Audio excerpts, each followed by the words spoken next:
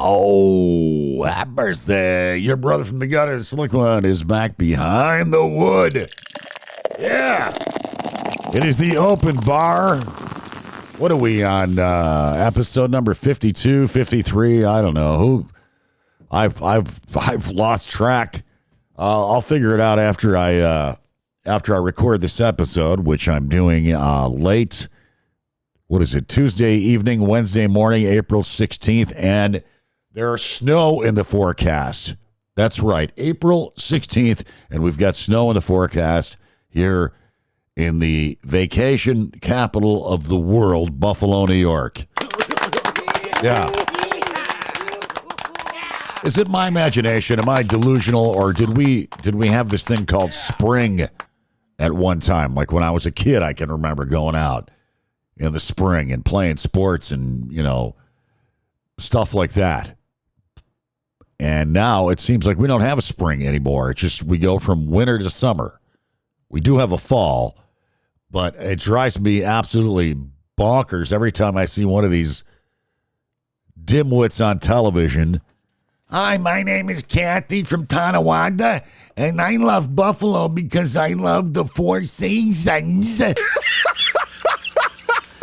We do not have Four Seasons, Kathy from Tonawanda. We have 3 seasons. We have fall, we have winter, and then we have summer.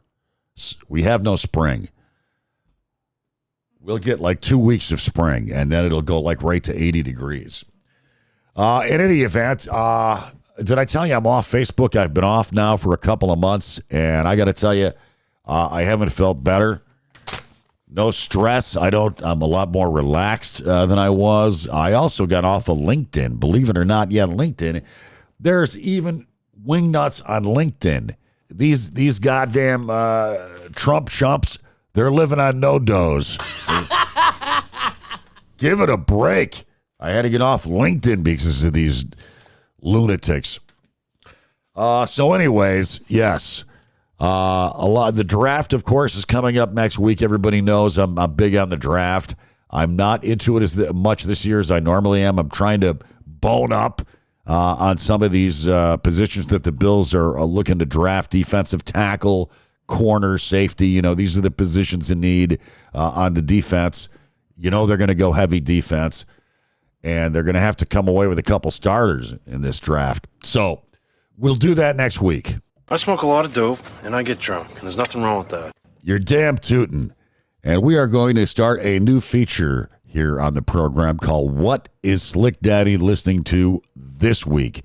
What's on my turntable? What is on my CD player? Now that I'm not on the radio anymore, I'm still rocking out at home here. Like this week, for instance, I'm listening to Thelonious Monk. Monk's Dream, a great jazz album. Are you surprised that I'm not listening to Def Leppard and Bob Seger? I mean, please. All right, well, you want to go rock and roll? The Rise and Fall of Ziggy Stardust, David Bowie. What a great album. 5 years and all those tunes. Ziggy Stardust and Starman.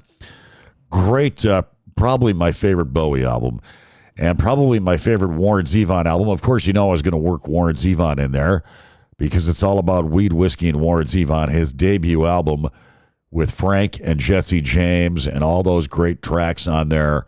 What an album. A masterpiece. All the salty margaritas in Los Angeles, I'm going to drink them up.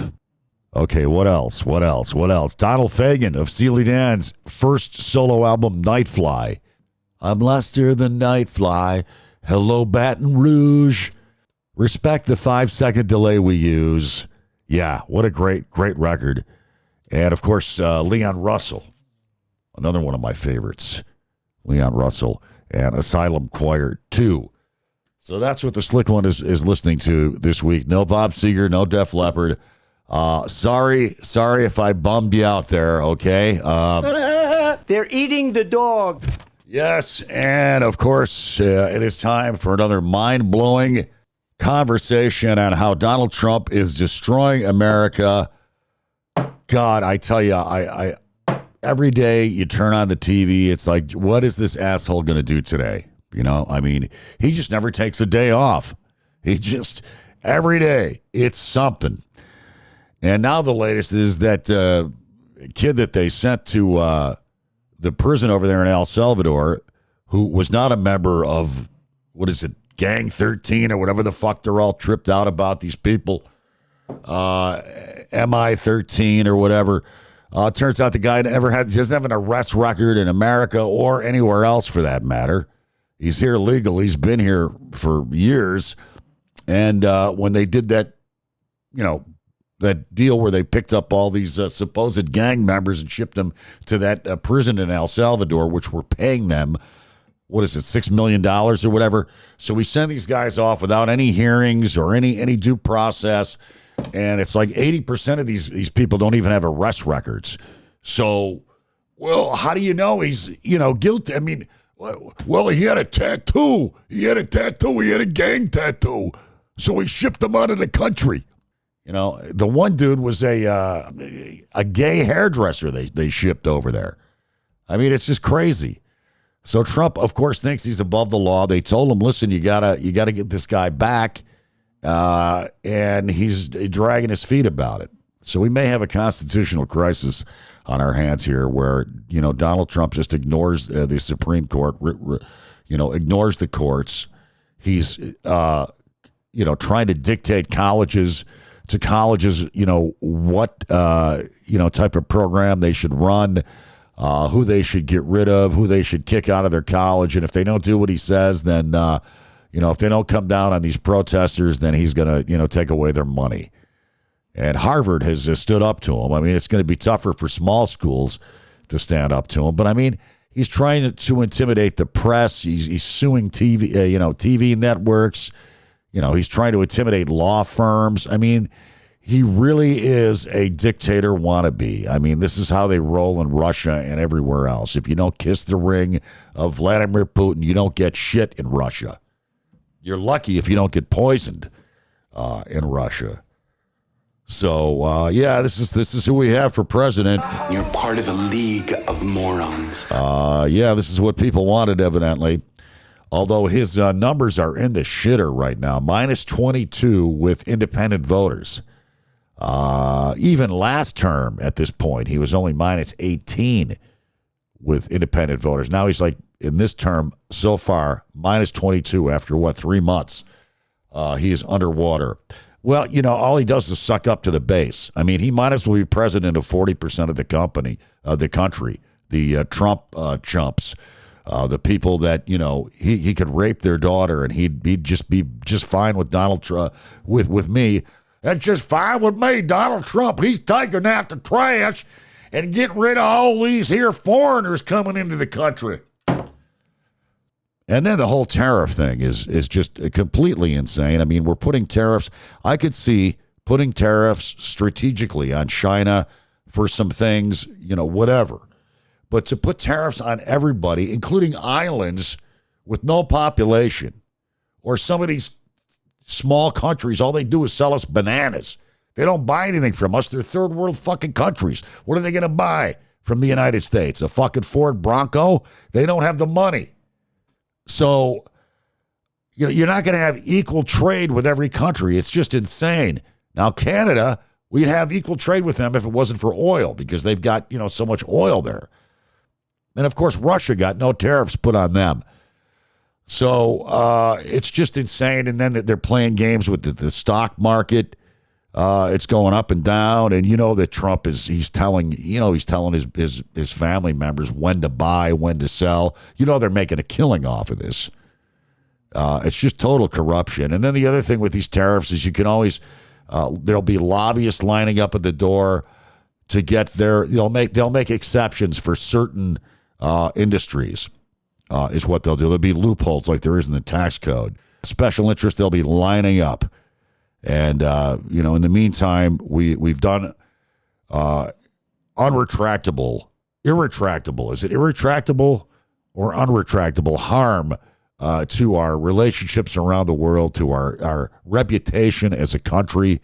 I mean, people buy. The thing that made Trump blink there last week was the bonds. The American bonds started to sell off. When that shit happens, I mean, when people, you can't trust American bonds, then, you know, you got some real image problems. People getting rid of them. So yeah, this is going to take decades to get back from. I mean, I could write a book about what's going on, and it's only been 3 months. Just ridiculous. Ridiculous isn't the word. It's scary. It's scary. Did you hear about the Voice of America, which is the American newscast that we do it in like 39 different languages all around the world, so people in Russia can tune in and hear what's happening in the United States and what's happening around the world, and it's pretty much straight news. But guess what? Donald Trump doesn't like it because they don't kiss his ring. They don't kiss his ass like Fox News or Newsmax or any of these other propaganda outlets. So he has pulled the plug on Voice of America. So now when people in other countries tune into Voice of America, they hear just a bunch of stupid music playing, like patriotic sounding music, and there's no news. Again, that hurts the United States because now China and Russia and our enemies they'll be getting their side of the story out there, but we won't. After 50 fucking years. Are you kidding me? The Voice of America you get rid of? I mean, this guy is a fucking straight up Nazi. I'm telling you. The Smithsonian Institute, he takes over that because he doesn't like, because it doesn't fit his idea of what the culture of America should be. Fuck you. Fuck you and your hayseed culture. You're a dumb, ignorant asshole. What do you know about music, culture, or anything? You're just a rich kid that got everything handed to you. Your old man gave you over $500 million in what would be today's money, and you blew it all. You went bankrupt 6 times. You'd have more money if you put it in a fucking 401k and left it alone. That's how much of a brilliant businessman you are. But you had a TV show that said you were a brilliant businessman, and you get a lot of Dunskies out there, quite frankly, that watch that kind of shit and go, yeah, that's the Donald Trump there. Hey, he's a smart businessman. Look at all these people he's firing, huh? Look at it. Look at that. So in any event, he's done severe damage that we're not going to just walk away from, even if this tariff thing gets over with. I mean, people buy America. They love America because we're steady. We're steady. He's all over the fucking map. One day there's a tariff on, the next day it's off.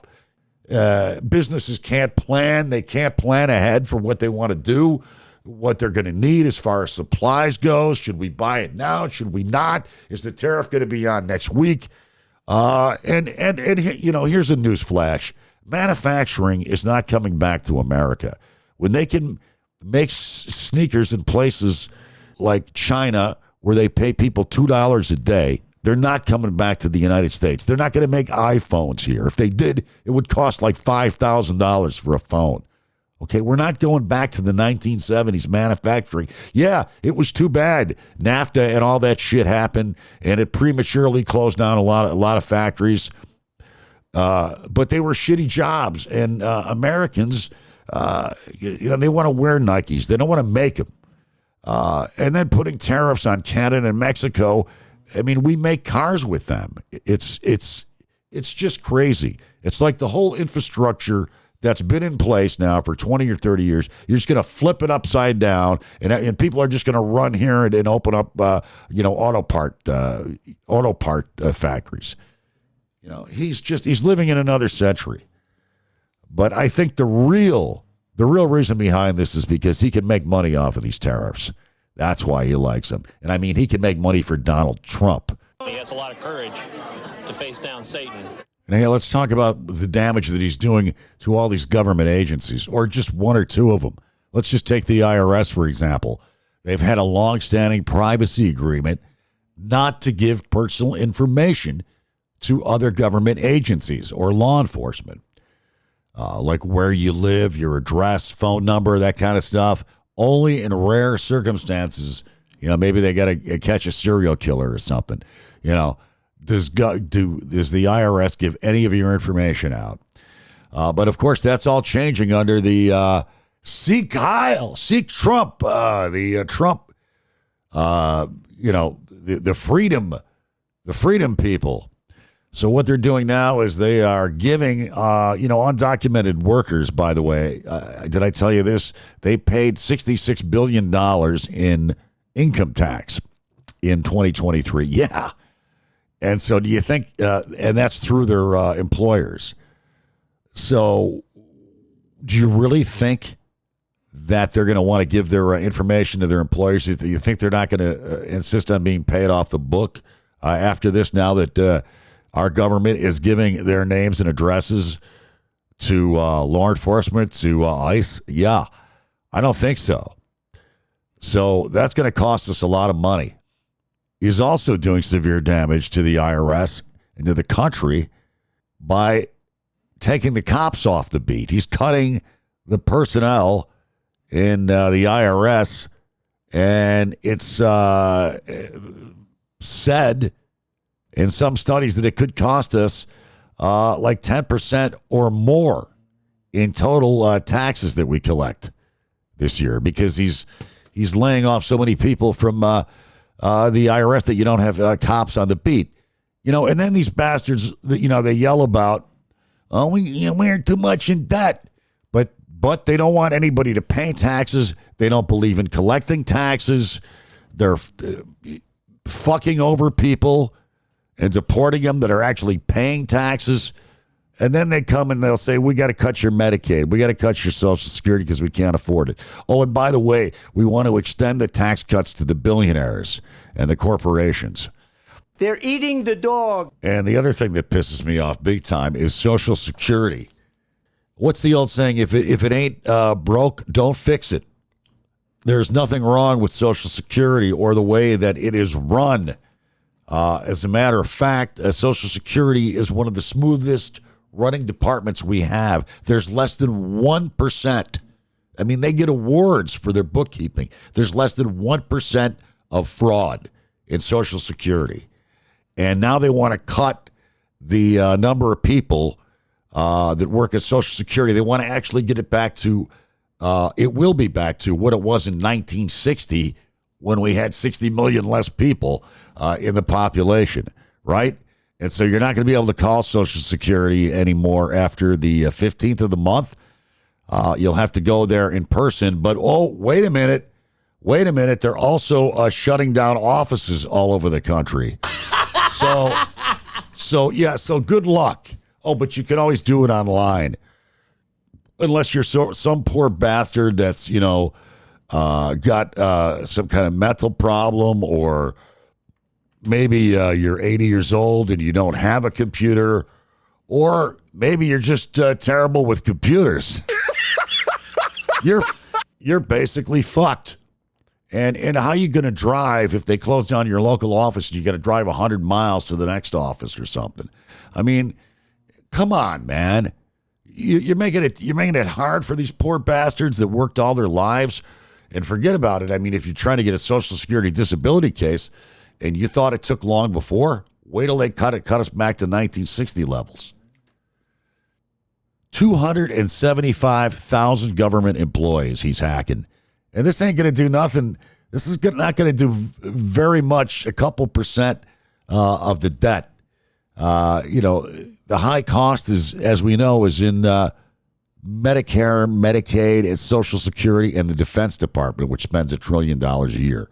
Firing these poor bastards that's not going to do anything. Medication time. And we didn't even talk about the VA. The poor bastards that serve our country. They cut down on the wait times. They're doing good. They finally got a turnaround. And now this fucker's going to cut a shitload of people from the Veterans Administration. So we can send people to war, but, we can't take care of them properly when they come back.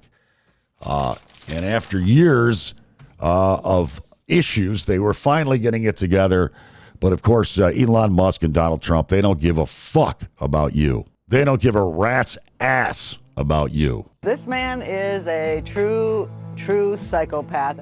And on a lighter note, I got to say, one of my rock and roll heroes, probably my favorite frontman of all time, Peter Wolf, the J. Giles Band, has got a new book out, and it's called Waiting on the Moon, Artists, Poets, Drifters, and Grifters, and Goddesses. Let's not forget about the goddesses. Is it my imagination, or is he more commanding and mannish? And that's all I got for you right now. I will talk to you again next week, and we will talk some football, huh? We'll talk about the draft, the Bills, what they're going to do, what they're not going to do, what we think they might do, what they could do, and a whole lot more. So until next week, of course, remain calm, circle the wagons, go Bills, live fast, die old, weed, whiskey, and Warren Zevon, huh? Die fucking Namek.